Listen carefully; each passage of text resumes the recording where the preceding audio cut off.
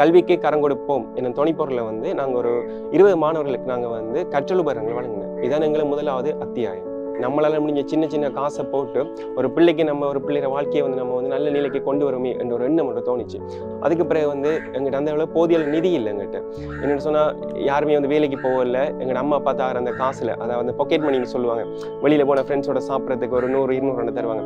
அந்த காசை சின்ன சின்ன காசை நாங்கள் சேமிச்சுனாங்க. அந்த காசை வச்சு தான் நாங்கள் வந்து ஹெல்ப் பண்ண ஸ்டார்ட் பண்ணாங்க. 2018ஆம் ஆண்டு நாங்கள் இந்த அமைப்பை நாங்கள் ஆரம்பிச்சினாங்க.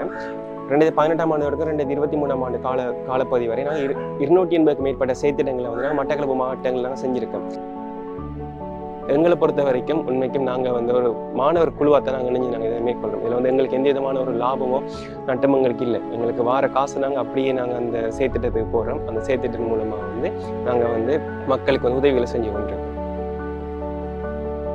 இந்த இடத்துல இத்தனை வருஷமாக சின்ன கடண்டு போட்டிருந்தேன். நான் எனக்கு வருத்தத்தால் கஷ்டப்பட்டு செய்யலாது. அதுதான் ஒரு இடத்த இருந்துச்சு. இப்போ கடமைது எல்லாரும் வந்து ஸ்கூலுக்கு போயிட்டு வந்து டியூஷனு போக்குல நாங்கள் பார்த்துருக்கிறோம். எங்களுக்கு கஷ்டமாக இருக்கும்.